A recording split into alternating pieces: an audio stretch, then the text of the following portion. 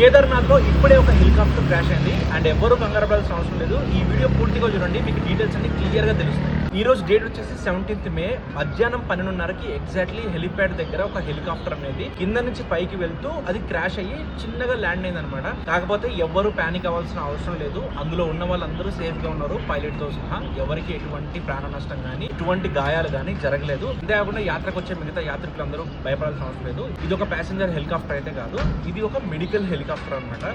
So కింద నుంచి medical tip ని పైకి, పైనుంచి కిందకి తీసుకొని వెళ్లే హెలికాప్టర్. అదే కొంచెం వెనక వింగ్ ఒకటి విరిగిపోయి చిన్నగా క్రాష్ అయింది.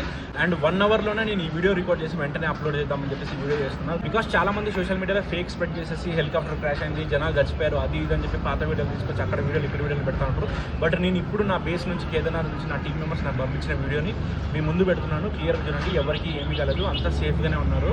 అండ్ అంతేకాకుండా ఎవరైతే యాత్రకు రావాలనుకుంటున్నారో కంగారు పడాల్సిన అవసరం అయితే లేదు. అండ్ ఫేక్ న్యూస్ వస్తాయి కాబట్టి ముందుగానే నేను తొందరపడి ఈ వీడియో పెట్టేస్తున్నాను. చూడండి, ఎవరైతే మీ ఫ్రెండ్స్ అండ్ ఫ్యామిలీలో హెలికాప్టర్ యాత్ర చేస్తూ ఈ న్యూస్ గురించి భయపడుతున్నారో వెంటనే ఈ వీడియో వాళ్ళకి షేర్ చేయండి, భయపడాల్సిన అవసరం లేదు.